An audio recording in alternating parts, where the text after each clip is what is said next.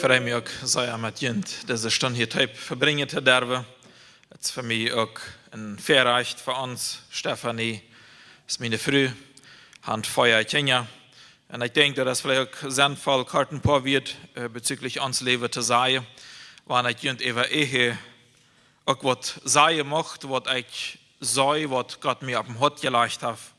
Stefanie und ich, wir sind mit über 15 Jahren befreit. Wir hatten eine so schöne, glückliche Ehe. Und was auch der stürmische Zeiten, auch die gegangen ist, was auch schwander wäre, was gefühlsmäßig nicht unbedingt immer sich so Geld unfolgte, was wir über Nachhinein immer wieder sagen, das hat uns über so Geld gedohne. Auch wenn sich dort in dem Moment nicht nur noch Feule deut. Und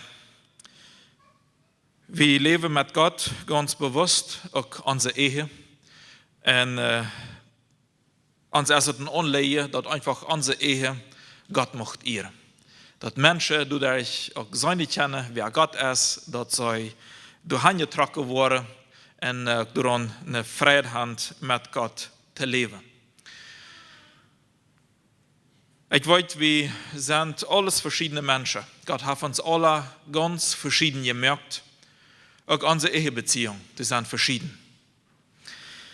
Und ich weiß auch, dass ich hier von der Person rede, ich kann nicht in jeden Hort einzeln nennen. Ich weiß nicht, wo jene Ehe steht. Wie jene das geht. Und ich möchte dort wirklich, dass es ein Wort ist, was jünd und uns alle ermöglicht, unsere Ehe nicht weich zu schmieden. Und ich weiß aber, durch Erfahrung, durch Beratung, all, dass Menschen, wenn die Deub in der Krise sind, in so kämpfen, und dass das nicht war, da dann vielleicht kann ein bisschen beleidigend sein, wenn einer dann von redet, nee, ich kämpfe nach Dollar.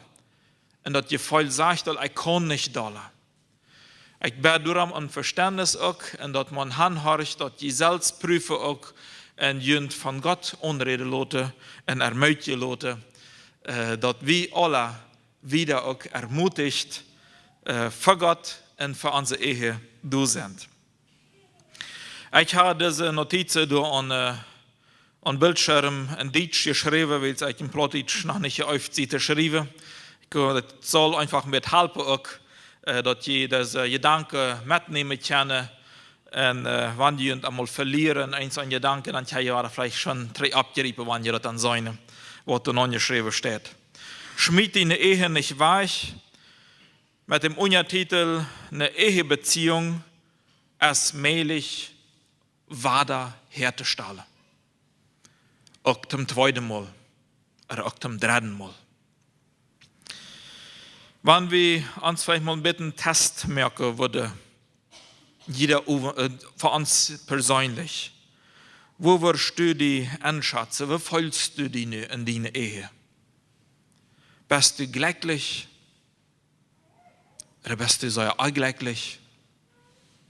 Wenn nicht, wirst du von ein Partien, ungefähr, deine Ehe von der Abend geben.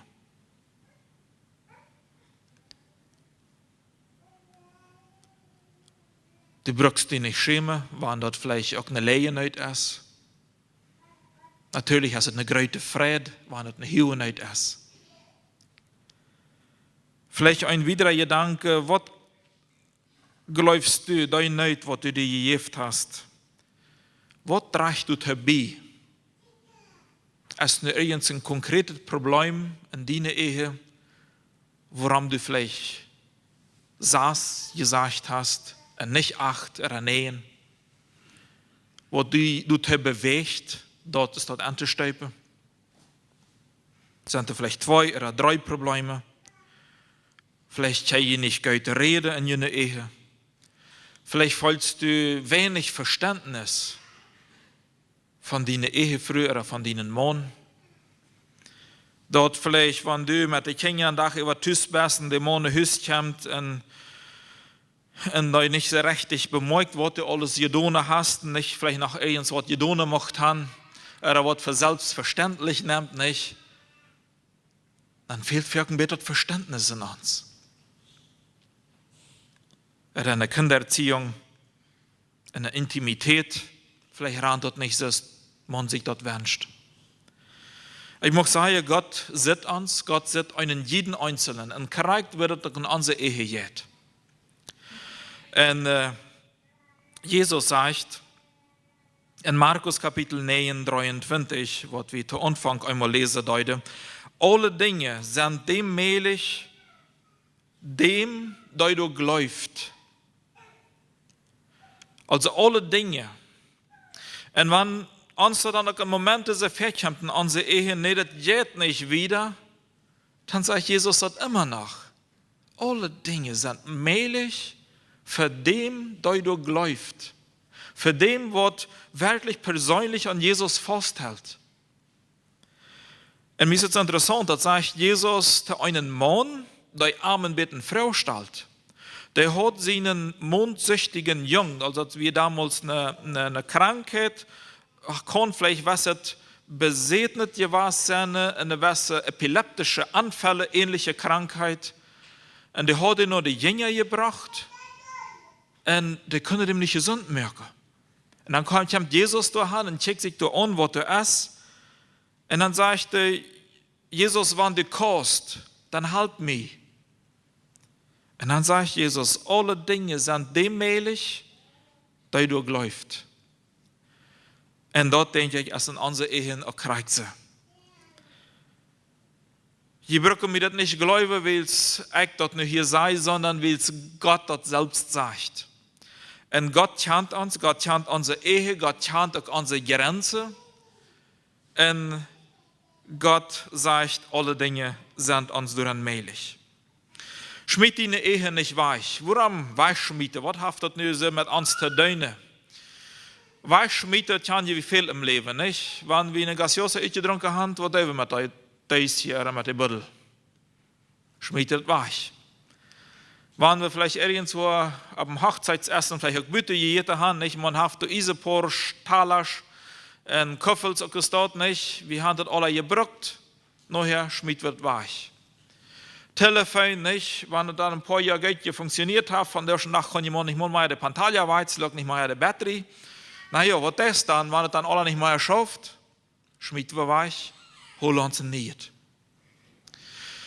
Was ich damit sage, weil dort lehrt uns.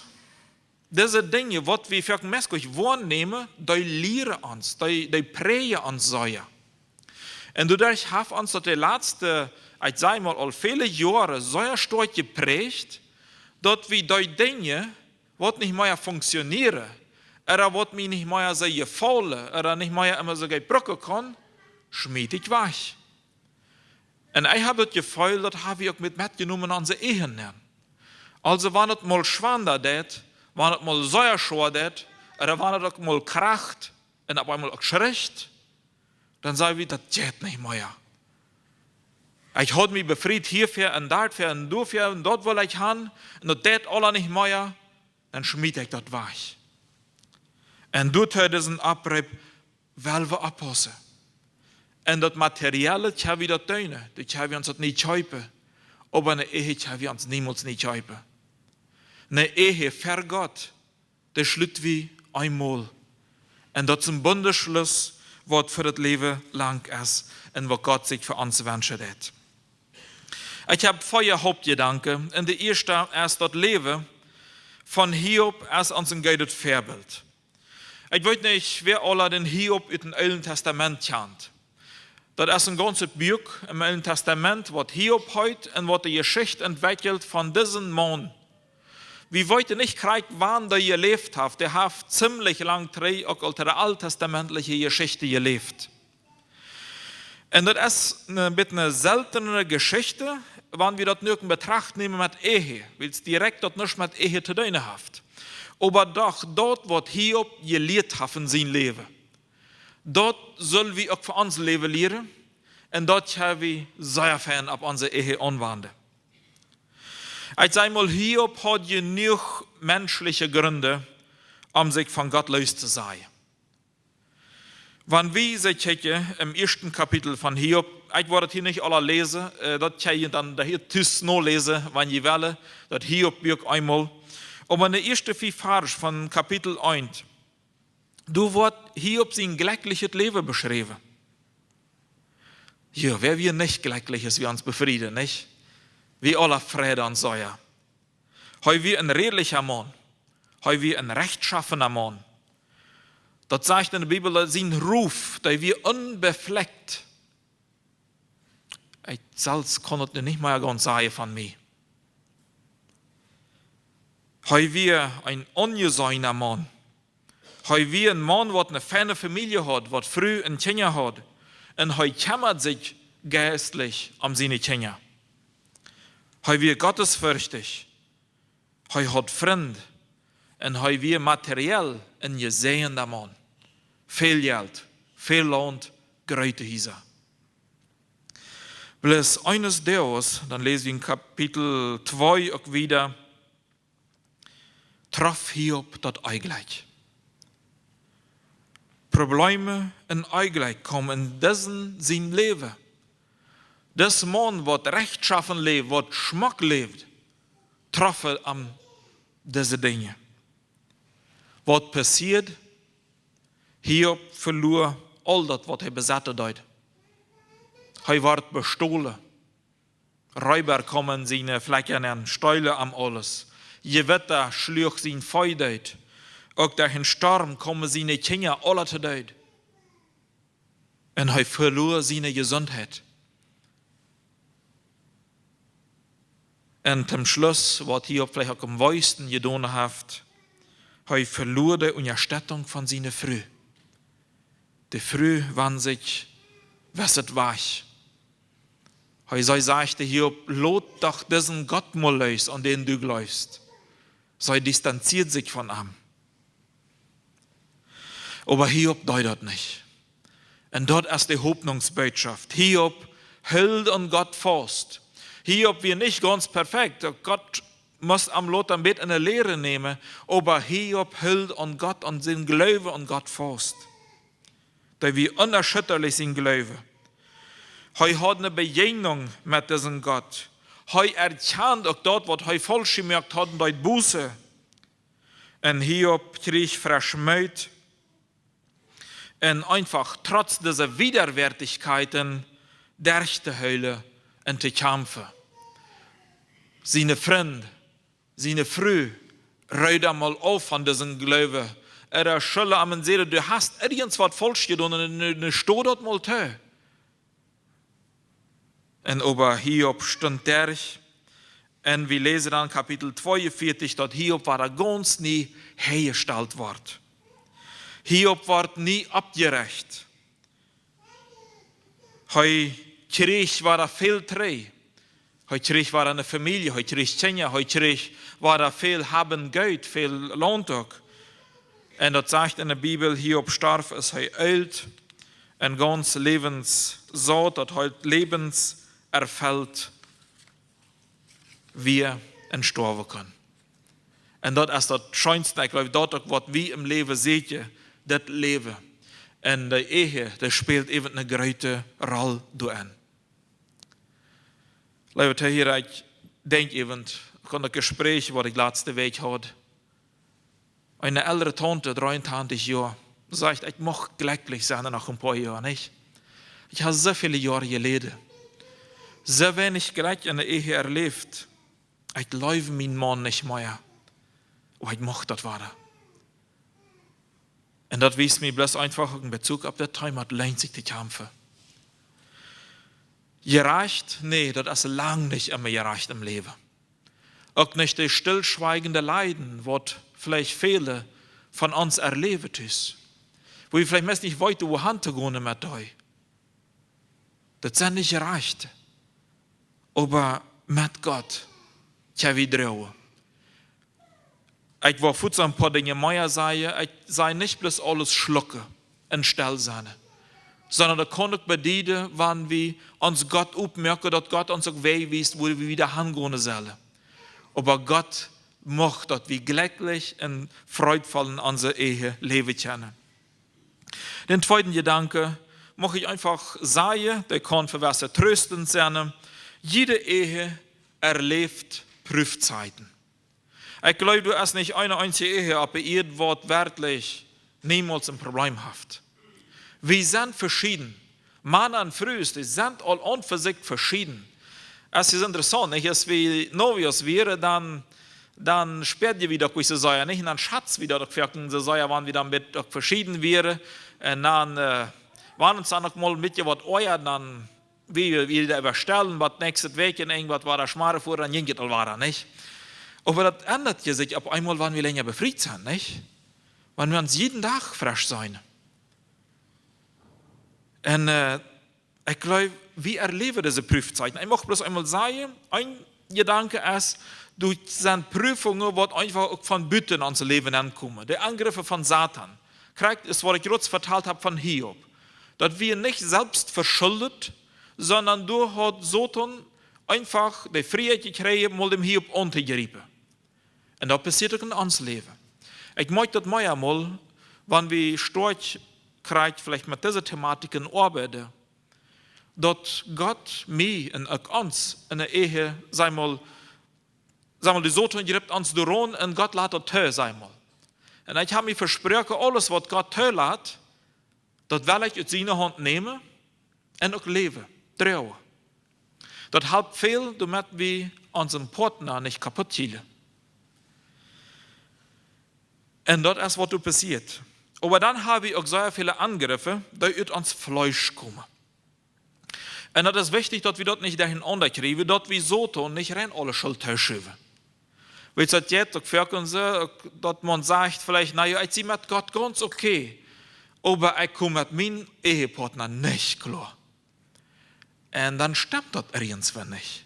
Ich denke, wenn ich mit Gott okay sehe, dann wo ich auch Weg finde, mit meinem Ehepartner auch okay zu sein. Und es sind eben so viele Angriffe, wo wir uns selbst abbaden, sagt man, applaudisch, oder selbst verursachen auch. Und natürlich braucht der Teufel das auch, um uns nach Meiersteinen Weich zu schmieden. Kriegt ihr zum Beispiel, was ich zum Anfang sehe, nicht diese Benutzer denke, nicht? Ich benutze was, solange es mir das dient. Wenn das mir aber nicht mehr passt, dann will ich das lösen. Und wenn das in der Ehe denke, dann ist das schlecht. Oder, ich weiß nicht, wie viel, aber wir lernen immer weiter das Konzept vom Ehebund. Das ist nicht ein Vertrag der Ehe. Dass wir unterschrieben sind, solange es du mir gescheit bist und mir die Kleider waschen, die Eten merkst und das Haus putzen lässt, solange wo ich für die dann auch sorge, dass wir in unserer Familie Geld haben und dass wir alles tun können, was dann fehlt. Das ist ein Vertrag. Wenn du das tust, dann tue ich das andere auch. Aber was ist, wenn die eine auf einmal eine Sache nicht tut? Dann ist auf dem Vertrag, okay, dann braucht die andere das auch nicht tun. Und das ist irdisch. Und darauf kann eine Ehe nicht bauen. Die geht irgendwann kaputt. Ein Bund ist eben, wenn wir ab die Leute, was Gott uns gibt, bauen. Das ist die Agape-Liebe, das ist diese selbstlose Leute, das ist die Leute, was abfredet, was sich selbst gibt. Und mit die Leute fangen viele Menschen an. Aber irgendwann in der Ehe, dann verjährten sie davon, und gehen Eva nur die Vertragsleute. Und denken wir mal ans Leben drei. Wie geht das denn uns? Ist das nicht verken, dass das mit uns drei seht ihr das? Na, du hast mich erst selber behandelt.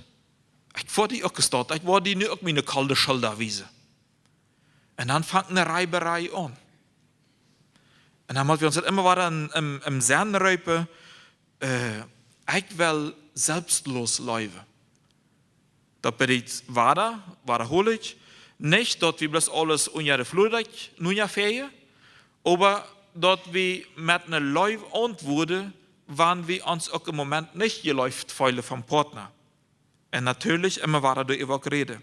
Sie haben viele Angriffe, was wir einfach aus uns kriegen auch nicht, dass wir gleichzeitig werden zum Beispiel nicht in unserem Leben, dass wir den Partner nicht so richtig wahrnehmen. Männer haben wirklich auch einen Trouble mit, dass sie sich isolieren, nicht? Wenn sie mit beleidigt sind, wenn uns früher mit verletzt habt, wie sei ihr das nicht beleidigt, nicht? Das kränkt ja uns auch noch. Aber wirklich, dort, was uns heute passiert, ist ein Bett dort. Wie schmalle, oder wie trägt uns ein Betrei, wie sind still, wie wollen nicht reden. Und das charakterisiert uns als Männer eben beten. Dort wir ständig an Euwe, dort wir upblieben, dort wir über die Dinge reden dürfen, was du sind. So, dort sind so Dinge, und ich wollte Titel einfach mit wiedergehen, wo einfach in uns Leben kommen. So gibt uns an, unsere Ehe. Aber viele von Dingen, von unseren Herausforderungen, unsere Ehe kommen auch aus uns selbst raus. Aus schlechten Gewohnheiten, aus dem Egoismus, aus das wir zu sehr auf uns selbst betragen sind. Und du an, müssen wir immer weiter arbeiten und Geld viele. Und weil je deswegen habe ich Gott auch kriegt die Ehe, nicht bloß kriegt deswegen, aber auch die Ehe gegründet, dort heu uns es dort auch kann wieder zubereiten. Sie sind die Angriffe, da ja viele Gründe auch. Punkt 3, warum das sich lohnt, für eine Ehe zu kämpfen. Wenn du vielleicht die Perspektive verloren hast, nicht, du wolltest nicht gescheit, warum soll ich überhaupt für meine Ehe kämpfen? Das ist alles so schrecklich, so ja schon. Mir ist es viel schwander, hier in meiner Ehe zu leben, als irgendwo bloß dann allein zu sein, oder mit Richte zu tragen. Und das sind für unsere Gefühle, die so ja stark sind. Aber ich garantiere dort, dass die Gefühle sich kostig ändern können, wenn Gott angreift, wenn wir uns aufmerken und wenn wir uns anfangen zu verändern. Einmal als ein Grund, Gott gebettet in sein Wort, dass wir sollen für unsere Ehe kämpfen, dass wir sollen treu bleiben. Das sagt sogar in Malachi, Gott hasst die Ehescheidung. Gott will nicht, dass wir uns trennen dürfen. Und er weiß woran. Und ich glaube, dass es uns zum Göden und für seine Ehe, wenn wir die Ehe nicht trennen dürfen. Ja, das ist eine höhere Bestimmung auch für die Ehe. Wir leben nicht bloß für uns selbst, oder dass wir glücklich sind, oder dass unsere Bedürfnisse erfüllt worden nicht in unserem Leben, sondern wir leben unsere Ehe auch deswegen, dass wir Gott durch verherrlichen dürfen. Und das ist eine höhere Bestimmung, ist, dass wir das nicht bloß für uns dürfen. Und ich glaube auch, dass Menschen viel glücklicher sind, wenn sie auch schwere Zeiten gehabt haben, aber mit Gott durchgekämpft haben, und war da repariert hat ihre Ehe, und war da nie glücklich wurde. Die Ehen sind so erfüllt und sind froh, dass sie dort auch erleben können. Und sie sind auch wieder Gründe, dass man auch viel Leid und Kummer erspart. Und ich glaube auch eben, haben wir da an der Predigerwut, wo du sagst, dass wir, dass der Zweit immer weiter besser Hand ist allein. Auch wenn die Ehe nicht immer ideal rannt, oder auch wenn du vielleicht in einer Ehe bist, wo es für längere Zeit vielleicht ein bisschen dreich ist, ein bisschen kalt ist, das ist immer noch besser. Und das gibt uns diese Chance zu kämpfen mit Gott. Und du möchte ich im Punkt Feuer nach ein paar Minuten mir abheilen, wie wir richtig kämpfen für unsere Ehebeziehung. Wie wir uns wirklich ganz einsetzen mit voller Kraft dafür. Und für mich, die letzten Jahre, was ich in der Beratung immer wieder wahrnehme und was ich da, ist das Gedanke, weil wir Gott in der Stille sehen, weil wir am Hören, die am Gehorsam sind. So viele Punkte, wo die in deinem Hort, in meinem Hort verlassen, dass wir so schwer in Wirtfoten und so schwer in einer Krisensituation auch nu bereden mit dem Partner. Und das ist aber sehr wichtig, dass wir dort mit Gott durchreden und uns von am Heulen lassen. Gott schenkt uns Welle. Gott kann uns Kraft geben. Und das Wichtige ist bloß, dass wir segnen nur diese Beziehung mit Gott. Unsere Gefühle lassen uns so firken im Stich. Weet wie macht alles gut Meier? Wir sind firken meid. Und man will gut Meier so richtig kämpfen. Aber ich ermutigt, Gott ist du. Gott sieht in jede Träne. Gott sieht uns Leid. Und weil wir uns anwenden, wenn wir in einer tiefen Krise sind. Weil Gott kann uns du dann auch weiter mehr Lebensmittel schenken. Er kann uns du mehr diesen Welle und diesen Kraft geben, zu kämpfen. Und auch einfach trösten, wenn wir so tief sind in diesem Loch. Der Psalm sagt, David sagt dort in Psalm 18, mit meinem Gott kann ich über Mauern springen. Und ich möchte das mal in mein Leben, wie wirken ich Gott an meine Mauern begrenzen deut. Wie wirken ich Gott seine Kraft an dort limitiert, was ich mir vorstellen kann. Also wenn ich nicht folgen, wenn ich nicht sein kann, was du regt mein Glaube damme. Und das ist nicht wirklich Glaube. Glaube in Gott und am Vertrauen ist einfach dort rechnen, wenn ich auch nicht sein kann, wenn ich auch keine Hoffnung habe, aber Gott dort vertraue, dort heute dort in seine Macht zum Guten verändern kann. Und du erlebst dann Wunder. Dort sagt man Wunder.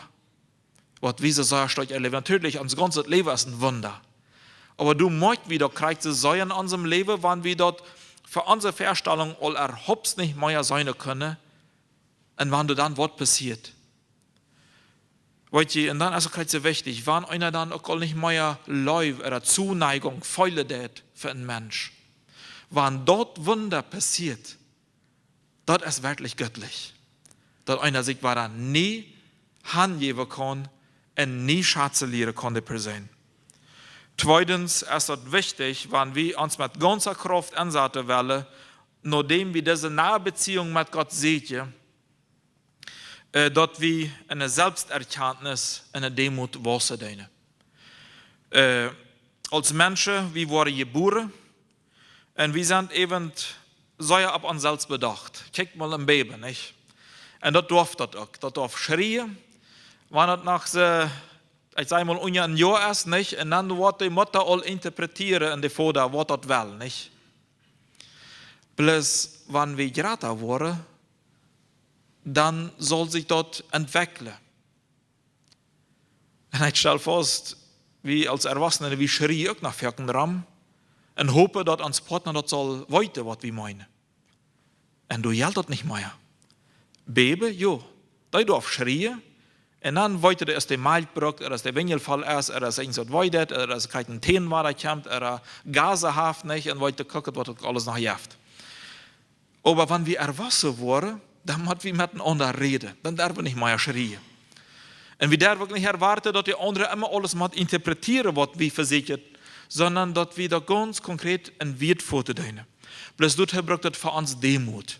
Dass wir nicht über dem anderen anstellen und sagen, ich habe das ist das und du machst nur ist das deine für mich. Oder du hast mir gestern das gesagt, oder du hast mich beleidigt. Das ist immer so sehr, die Last ab dem Nächsten geschoben. Und dann ist es so sehr heilend für uns, wenn wir reden, ich fühle dort, dass du mich nicht vertrauen hast. Ich fühle, dass du mir gestern was Falsches gesagt hast. Das ist ganz was anderes für den Partner, ist, wenn einer sagt, du hast gesagt. Dann hast du Fuß im Bett fast gesagt, es war einer sagt, ich fühle dort ist dort. Und du brauchst wie bloß diese Demut, und dort wird das selbst in uns sein. Da brauchen wir eben Probleme in uns selbst zu erkennen und korrigieren zu können. Das bedeutet nicht, wenn wir dort deinen, dass der Partner niemals eine Schuld hat. Der Partner hat auch für eine Sache eine Mitverantwortung für dort. Aber das hat nicht bloß ab dort rammt Ziele, was der andere tut, sondern uns helpt dort und uns rat dort und uns heult dort, wenn wir ab dort checken, was in mein Leben ist. Weißt du, Gott hat uns nicht berufen, in der Ehe den Partner zu ändern. Gott hat uns berufen, einen läuftolligen Ehepartner zu senden.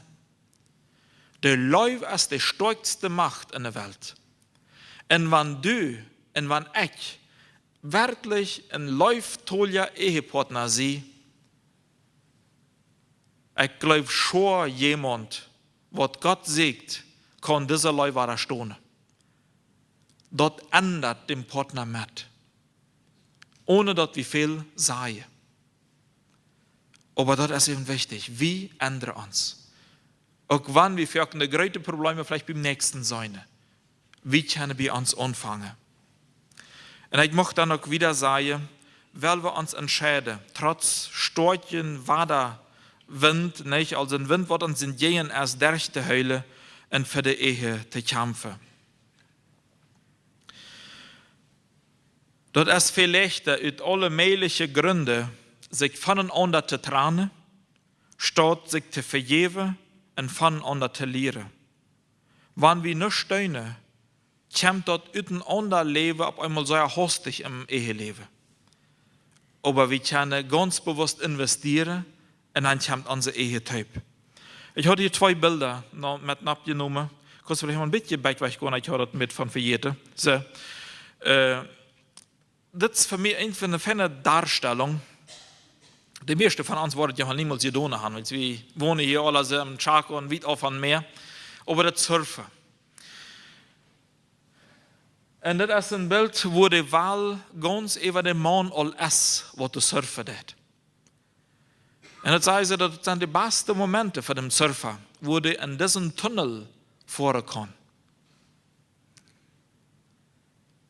Ich möchte dort vielleicht mit umwandern. Was wird passieren, wenn der Surfer nicht bliss tatsächlich wird?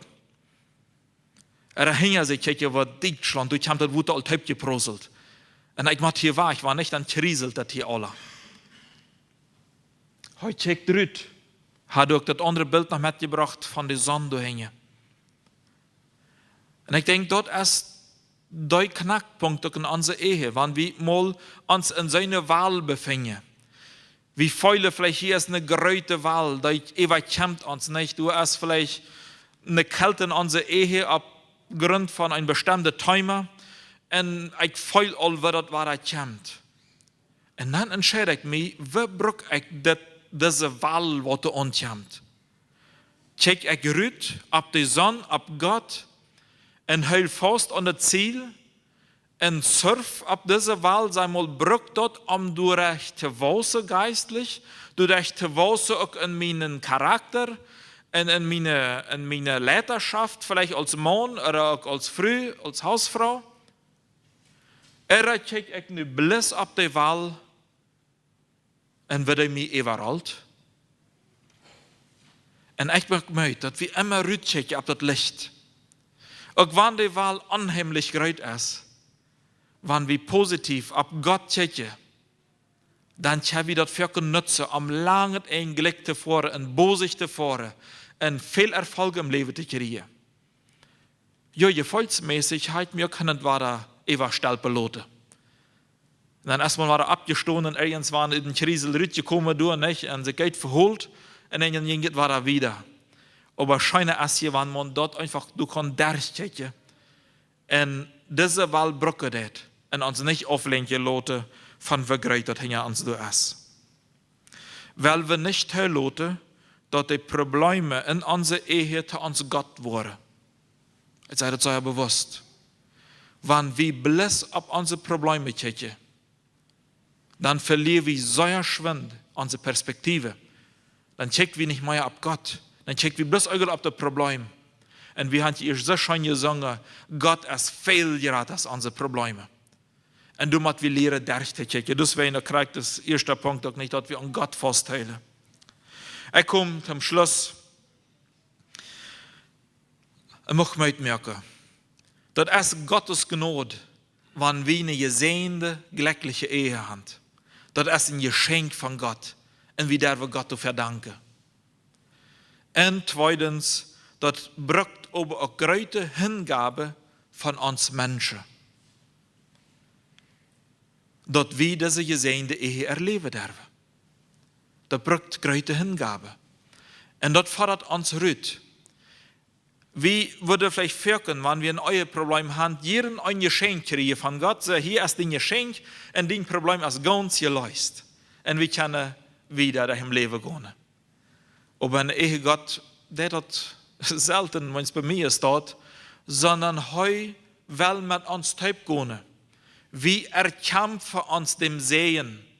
Ich meine, wir verdeuten uns dem nicht. Gott gibt uns dem Sehen, Gott gibt uns die Kraft, Gott gibt uns die Gnade. Aber wie müssen wir gehen? Wie müssen wir kämpfen?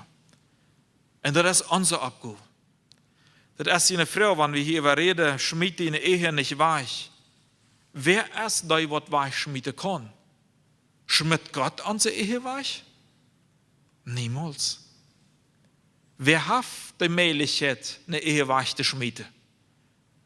Das selbst wie. Weil wir unsere Beziehungen fördern. Weil wir durch das Leben gehen und aufmerksam auf den anderen sein, die Bedürfnisse von unseren Ehepartner wahrnehmen, weil wir von Hort zu Hort miteinander reden, weil wir auf uns gehen, dass wir uns besser verstehen können, wenn wir mal Angst haben, wenn wir mal Konflikte haben in unserer Ehe, dann weil wir darüber reden, weil wir Hand in Hand gehen und nicht bloß uns jenseitig erdulden. Das Leben ist viel zu lang, um uns bis uitzuheulen, sondern weil wir im Sehen leben. Weil wir Sied und Sied, Schüler und Schüler miteinander beten und den lebenden Gott in unsere Ehe deutlich haben. Und weil wir voneinander kämpfen, und auch besonders in der Zeit, wo der Kampf vielleicht ganz am härtesten ist, weil wir unseren Lebenspartner nicht allein lassen. Das Bild von einem Soldat im Krieg, nicht? Wie manche sagen immer wieder in Filmen nicht, also würde ich 3 Jahre in ihren verletzten Kamerad holen ran. Und das Bild ist mir immer sehr wertvoll, weil wir unseren Ehepartner nicht im Krieg leben lassen, sondern weil wir uns jenseitig abhalten und wiedergehen in der Ehe.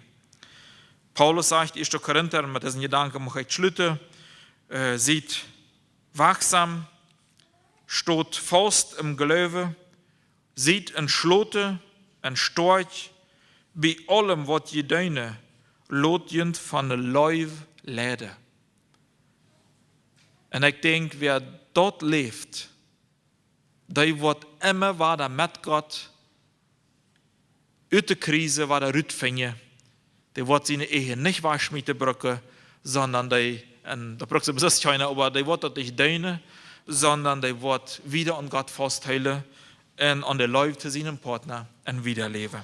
Wenn wir wachsam sind, wenn wir im Glaube stehen, wenn wir entschlossen sind und stark sind, und wenn wir uns von der Leib in allem leiden lassen. Und ich wünsche uns alle diesem sehen. Ehe ihr euch trennt, also im Buch, was Wolfgang Seid geschrieben hat, hat das letzte Weg einmal durchgelesen, das sind Feuerzeugnisse, so Bände von Ehepaaren, wo alle diesen zweiten Schritt, was gemerkt hat, Lebenszeugnisse, Säuerschein, und rot ich auch Säuer zu lesen, wenn irgendwer in so einer tiefen Krise sein soll, und einfach mit diesen Gedanken trifft, abzugeben, und alles Hand zu schmieden. Das sind sehr viele Zeugnisse, bloß man verteilt sich dafür irgendwann, ja, wo Menschen nie angefangen haben, und auch eine zweite, nie Leute in seinen Ehepartner fängt und glücklich wieder befriedigt sein kann. Weil wir behüllt haft, maßgeblich mit dem Glauben in Gott zu dienen, es ist imstande, sie von arm aufhängig zu leben, es ist imstande, sie in mich selbst nannte Kirche demütig zu sein, und dort wir auch reut sind, wenn es mal wirklich ohne Grenze kommt, auch Hilfe zu sehen. Ich möchte doch eben noch sagen, die Menschen fürchten, es in unserem Meldung immer weiter Säuergerät. Viele Menschen, die fürchten sich für andere Menschen viel doller als für Gott. Und das ist schade. Und das begrenzt uns auch im Leben so sehr. Viele Menschen in der Gemeinde, wo ich auch die Arbeit all habe, ja, du möchtest das immer weiter. Das begrenzt so sehr. Und weil wir uns frei fühlen, weil wir nicht glauben, dass wir nicht viel weniger wert sind, wenn wir mit einem Problem nun an das Ehepaar gehen und sagen, du, hörst mal her, wir haben all Völker diskutiert über das Thema, wie kommen du nicht wieder, weil ihr mal für uns beten, weil ihr mal mit uns über reden, und Säune ist, wie du einen Punkt kriegen, wo wir wiederkommen können mit, dort halt, weil wir nicht Angst haben für Menschen, was die sagen, sondern weil wir uns an Gott heilen, weil wir am als Ziel heilen. Und damit wird unsere Ehe glücklich sein und wir wollen Gott erfreien. Ich lade an zum Gebet. Liebe Vater, wir danken dir, dass du ein Gott bist, der uns Menschen von ganzem Herzen läuft. Herr, du hast deinen einzigen Sinn gegeben, dass wir noch lang nicht wären und es wird noch Sünder wären. So sehr hast du die Hand gegeben, Gott. Herr, du wünschst dir, dass wir auch mit diesem Leben unseren Ehepartner leben deinen. Wie weit dass das Wirken im Leben noch verschwunden ist. Und es kostet immer weiter Opfer und Hingabe von uns. Herr, ich bete, dass in jedem einen, der hierbei ist, der nachher sitzt und horcht, von die du han gesegnet wird, dass er erkennt, wie wichtig der Glaube in die ist, um auch in der Ehe zu leben.